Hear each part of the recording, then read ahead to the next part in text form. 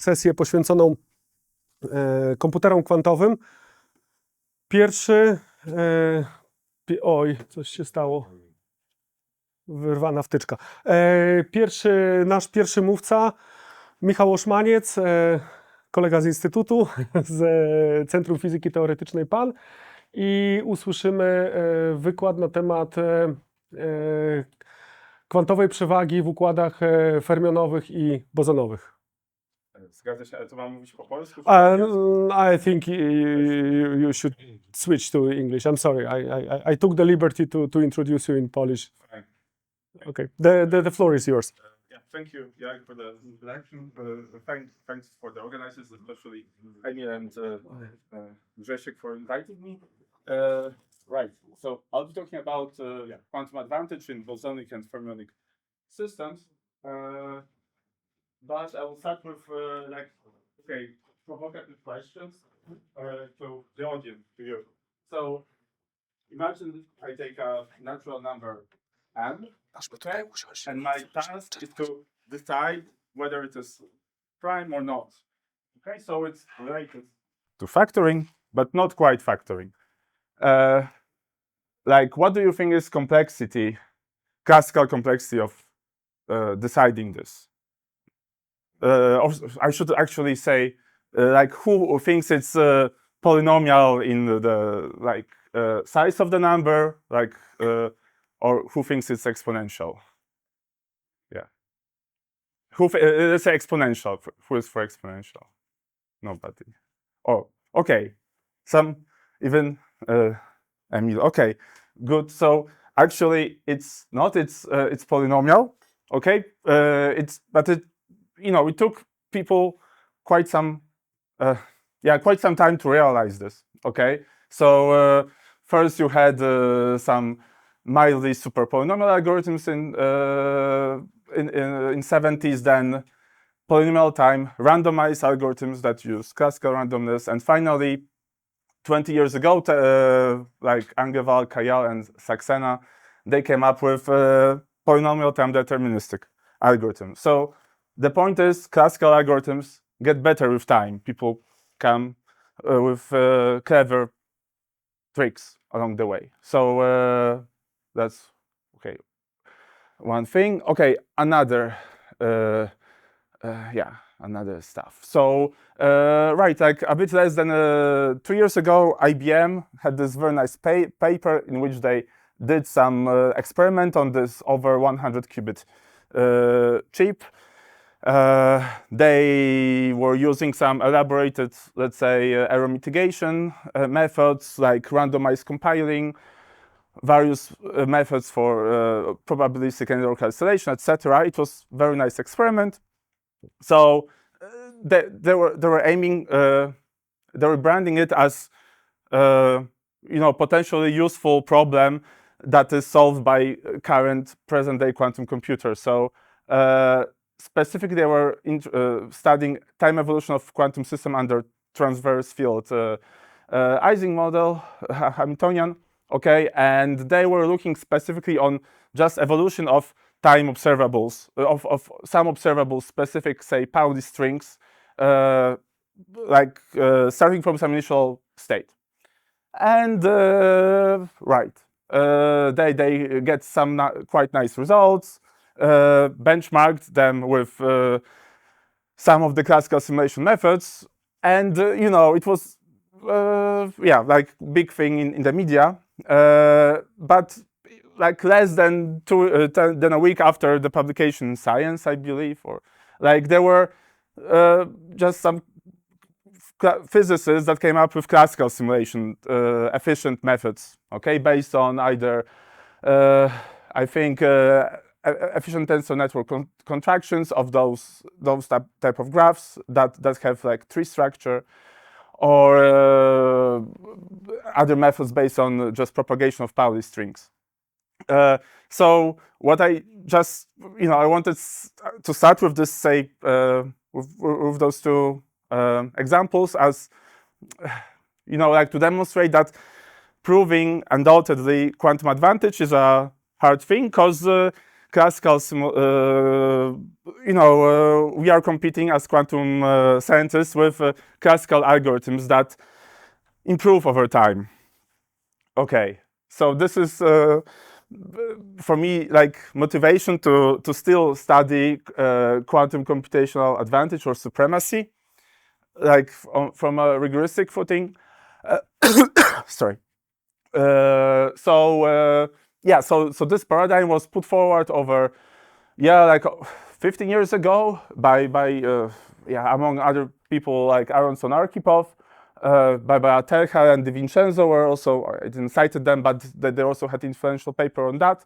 So the point is to come up with well-defined tasks, maybe not practical, that give provable speed up over classical computers, and hopefully the technological requirements are not too severe. And those like big class of this kind of quantum advantage proposals, they come in sampling problems, and I will focus throughout the talk on sampling problems exclusively. So the task is simple conceptually. You take, say, multi-qubit circuit V, maybe chosen randomly, and your task is to sample from outcomes of the circuit. So technically, like, okay, you have true probability distribution coming from the Born rule, and maybe you would simulate something from some distorted distribution, but you would like to, you want those distributions to be close, say, in total variation distance that quantifies statistical indistinguishability of distributions. And should I, because I think I speak pretty loud, is it fine if I continue like this? I almost probably shouting. Like, good. So the general structure of all those results, or like of this framework, that this framework offers, is the following. So you start with the assumption that you have classical efficient algorithm that that samples from this probability distribution Q that approximates the target probability distribution P up to some additive error. So your simulator takes description of the circuit V as the input to the problem. And then what happens? You have to put generally a lot of work, throw in maybe some computer science conjecture, and you arrive at the conclusion that polynomial hierarchy collapses. So what is polynomial hierarchy? Just very briefly, polynomial hierarchy is a collection of complexity classes that generalize famous classes P and NP. It encompasses them, okay? And this is some object that computer scientists have been studying for years, over probably 50 years now, I believe. They basically they expect that this polynomial hierarchy is actually some sort of infinite onion. You have different levels of it. They expect it not to collapse to finite level. Okay, there was a lot of work on computer science and on that. And then this implication gives you, from computer science perspective, or from conceptual perspective, nice something interesting, because you start from some assumption about physics. So whether or not you can simulate some quantum process in this sense. You throw out a lot of stuff on it, and then you get some conclusion on the complexity theory side. Okay, so let's say you can view it as like evidence, like modulo whether this hierarchy collapses or not. You can view this as evidence that there exists no classical algorithm. Okay. Because we strongly believe that this hierarchy doesn't collapse. I mean, okay, you have to rely on this conjecture. But you know, in computer science, we are in this unfortunate situation that we don't even know whether class P is different than P space, rigorously speaking. So that's something we have to rely on. But just to say, okay, different types of assumptions, but morally similar. They underline like, you know, present day like cybersecurity, like RSA algorithm. Okay, because we cannot, for example, we just conjecture that there will be no efficient classical algorithms that would factor large numbers. Okay. So this is okay. So this is the point of view that I'm taking, and what are the main ingredients for the main examples of this quantum supremacy. So random secret sampling that you guys have heard about for sure. So you take here you have you take some collection of qubits, and you entangle them randomly according to some prescription. Here is the depth of the circuit. You measure, okay, and starting 2019, we had a sequence of demonstrations of this paradigm. Last one was at the end of last year by Heifei. At the moment, we are at 83 qubits and the depth 32. And sorry, you have. First one evidently was beaten by the classical. That is correct. Yeah. How about the others doing that? Oh, I don't. I think that probably this one was also beaten. I'm not. Okay, it's a bit tricky what you mean by beating. Whether you, because you can either they have some specific score, so-called linear cross entropy score that you can compute using classical methods, or you can even simulate the true process. And I think this thing was simulated exactly. And I think some of the, not all of them, but this one, probably this linear cross entropy benchmark was also, so how, by the way, I want to synchronize. You have 18 minutes. Yeah, I'm slow as always. I'll show you when you are 10 minutes. And Yeah, but I won't, sure. Okay, now boson sampling. So it's from physics perspective more, let's say, appealing process. So you have some photonic chip interferometer in which photons, say, scatter, and you put some photons in, either in some Fock state or in Gaussian squeeze state, multimode squeeze state, and you let them scatter, and you detect the modes at the clicks in the output. So how many photons land in different modes here. Also, it's those experiments scale somehow with time. I want to emphasize, basically one thing I want to emphasize is that those proposals, even though they are appealing, they have a feature that it's exponentially hard to certify them. I don't mean to simulate them, but to even make sure that those devices work well, you need to collect exponentially many samples. And it's a feature of those proposals, and one of the things people work on, let's say. And as Maciek suggested, you have different ways to classically simulate either those experiments or noisy versions of them, and you have this cat and mouse race, engineers build bigger devices, invest more money, and then physicists or computer scientists come and have better, more efficient methods, also using better and better classical computers, because they also improve. Okay, so I guess it's a healthy competition. Right, I'm very slow. I want to just collect here some theoretical ingredients for this type of speed up. Yeah, so it's all sort of based on like theoretical foundations that were laid out by Aronson and Arkhipov, and that's some nice review by Haro Montanaro. Yeah, and yeah, there are also other important references.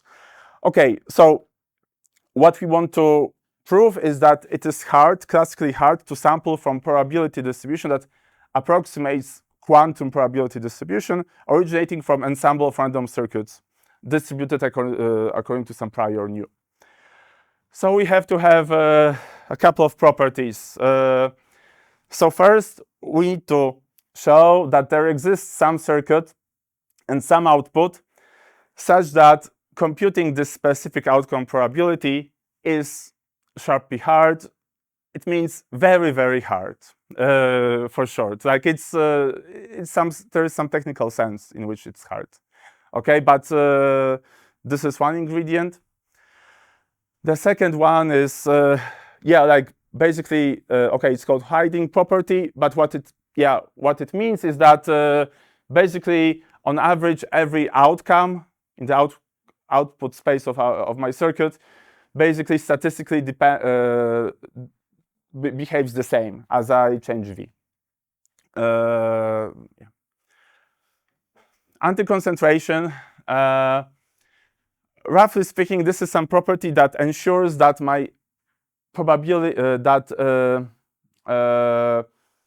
those probability distributions are quite flat. So basically, all the strings appear with non-zero probability, and this probability is of order 1 of the number of outcomes, roughly speaking, that you can have.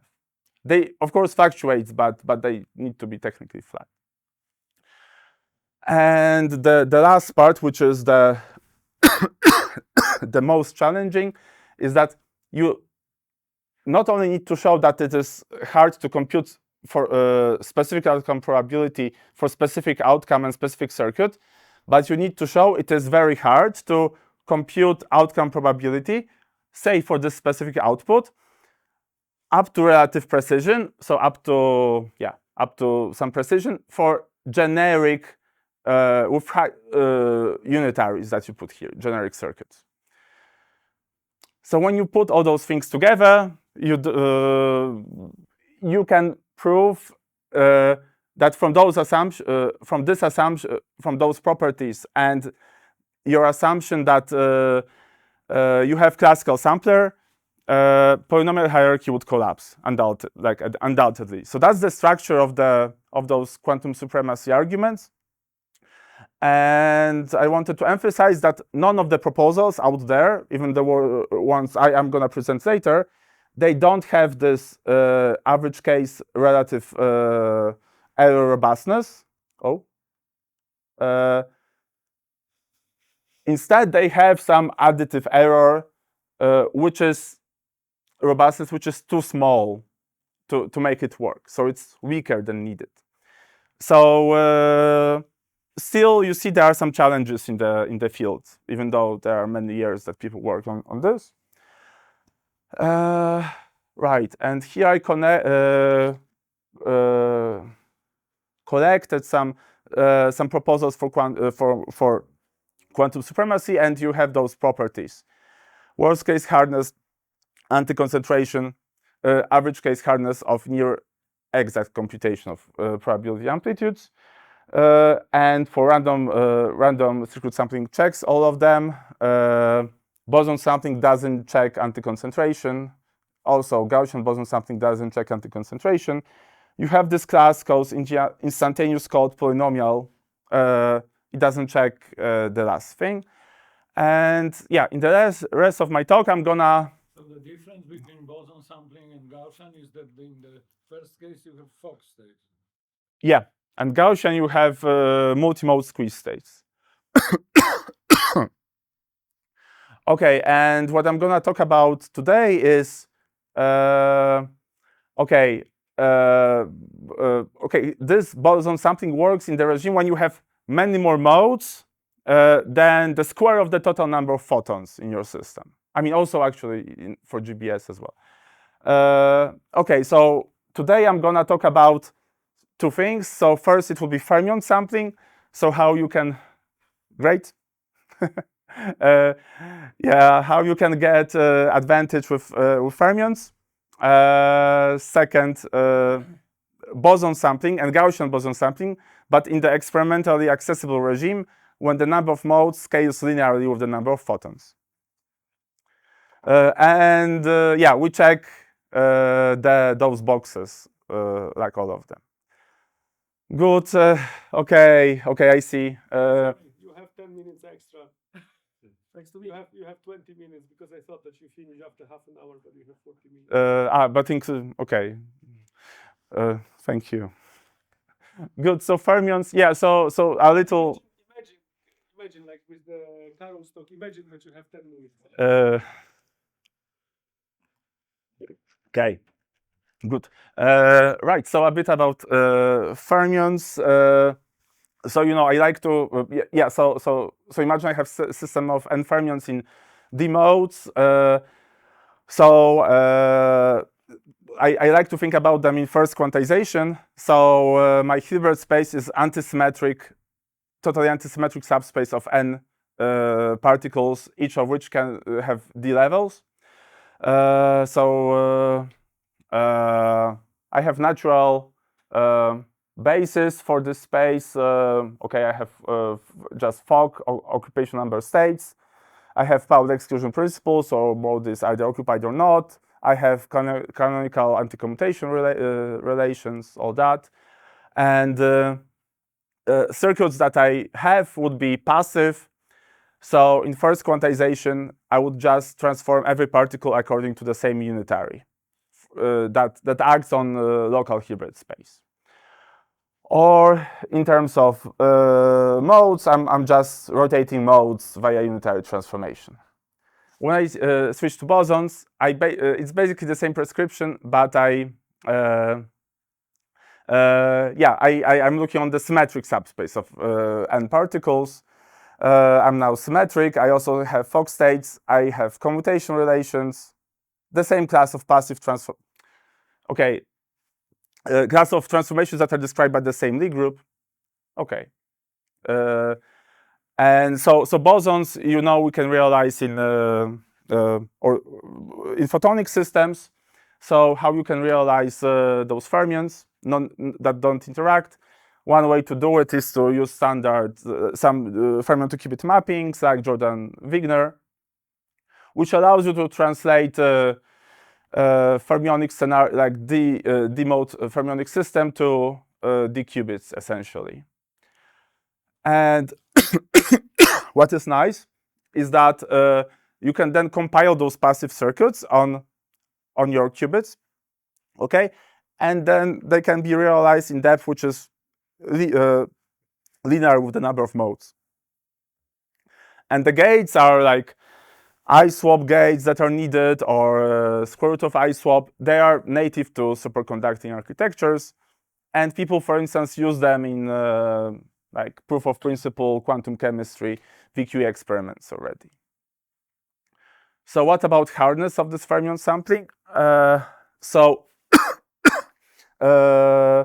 Right, actually, if we start from just Fock state or stated determinant, you can classically efficiently sample output probability distribution.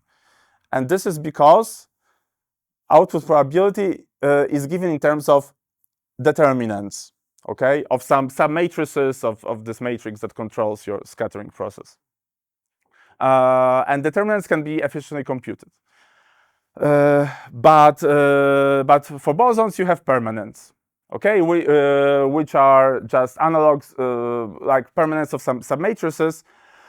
And apologize, like the only difference, you don't have a sign of the permutation in this expression. But it's much harder object to compute and subject to a lot of theoretical study by computer scientists. And mathematicians, of course. Yeah, I mean, okay, but I tend to blend. Maybe I tend to sometimes name as computer scientists mathematicians. Maybe I shouldn't. Yeah. Yeah. So what we what we propose in this paper together with Ninat, Mauro, and Zoltan from a couple of years back, we propose to change the input state to just superposition. For every 4 modes, you have superposition somehow of stated determinants. Okay? Yeah. And you run the whole circuit again. Okay? Say after under passive transformations. And then we basically checked those boxes, like anti-concentration, average case hardness. The paper has like 50 pages. I don't have time to describe the details. Maybe one nice thing is that you can efficiently certify V, what unitary you are implementing. Yeah, and I'm not going to explain how we prove those things. Maybe in the questions I can sketch. But basic reason for the hardness in the first place is that probability amplitudes in this process, they're related to so-called mixed discriminants that can be reduced to permanence. Okay, and that was observed prior to our work by Dmitry Ivanov. Good, I guess. Yeah, I just skip this part. Like we, as a bonus, offered some efficient scheme to certify what unitary you're implementing. Okay, so this is a big n-qubit unitary or d-qubit unitary.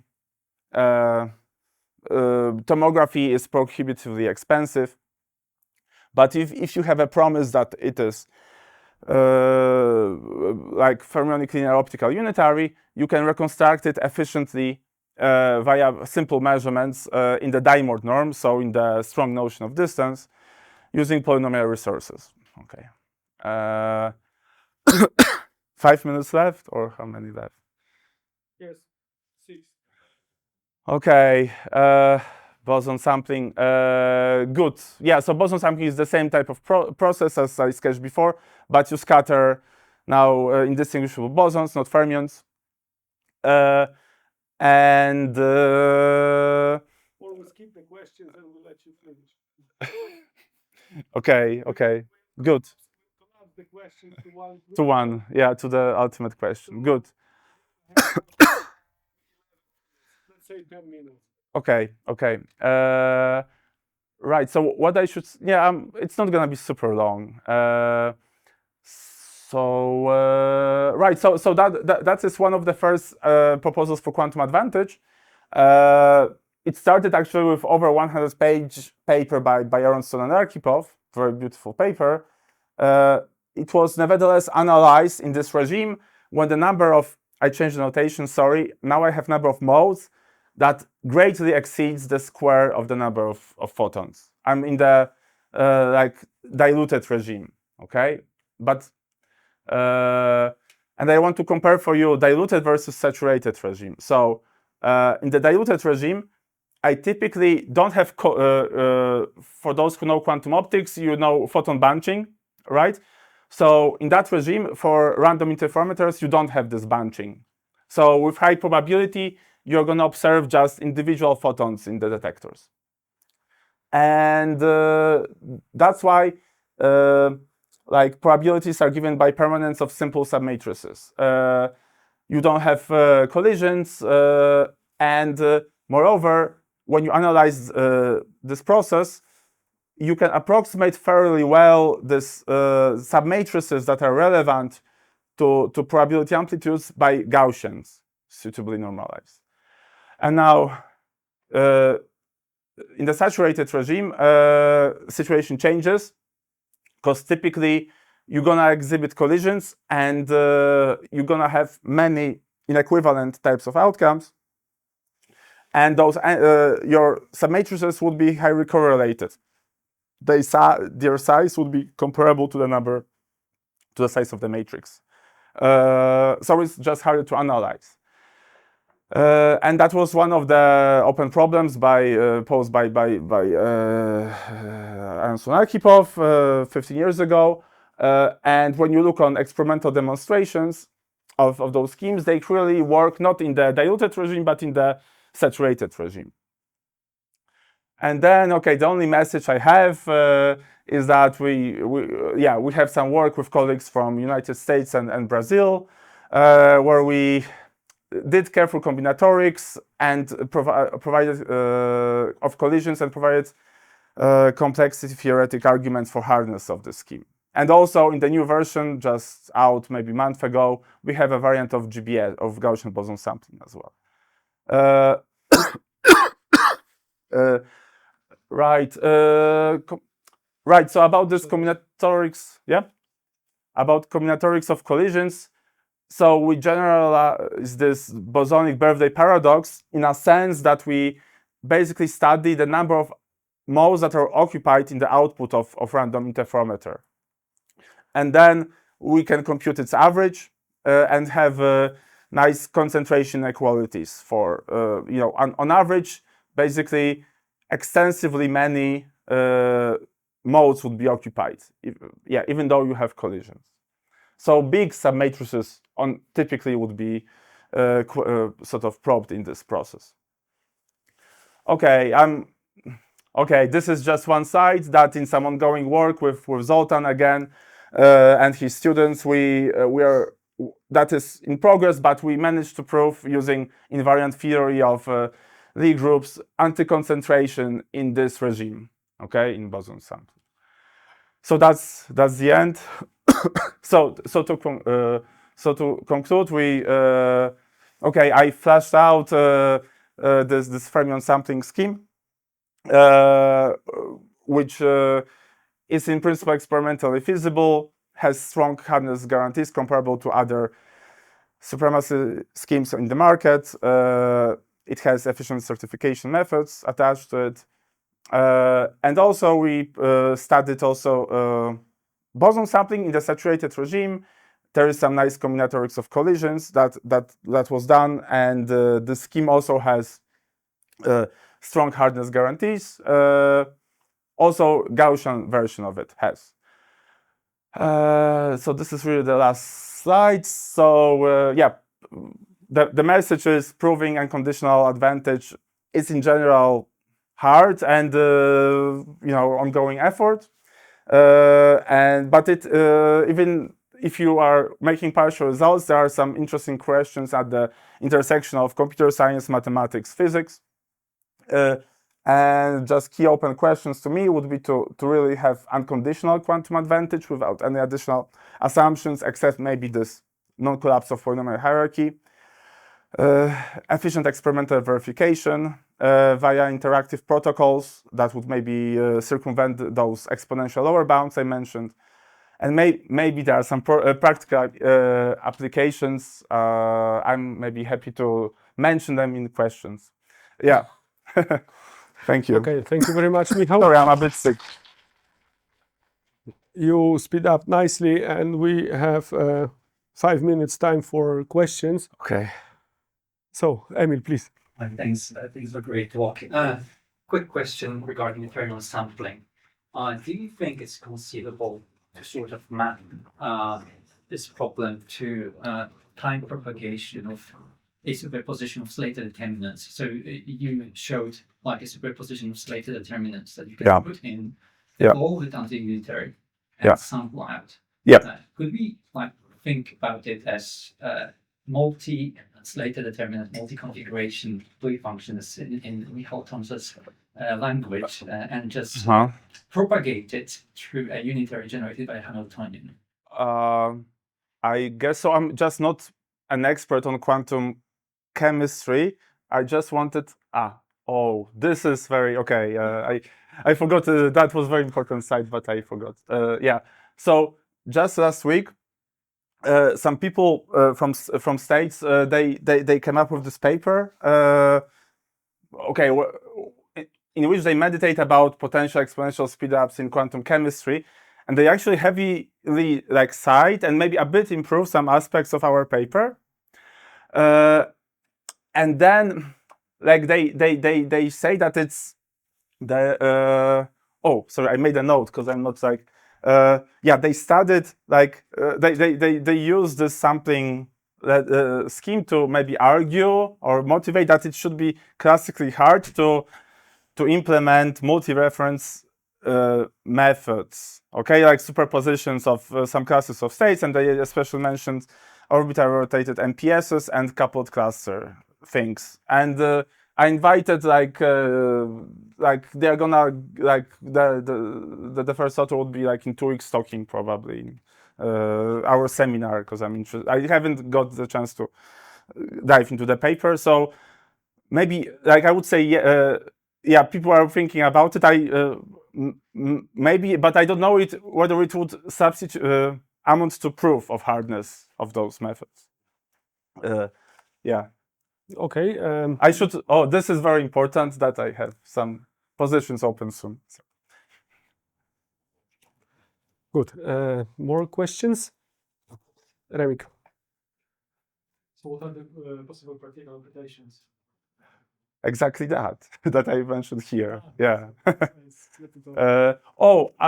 Okay. Like maybe people. Okay, I think that there are some proposals to generate randomness from random circuits. Must be certified. Right, but based on computational assumptions. And so for random circuit sampling, people did it. I think that morally something similar should hold for other schemes as well. I think maybe 2 weeks ago there was IonQ paper, either Quantinium or IonQ demonstration of this.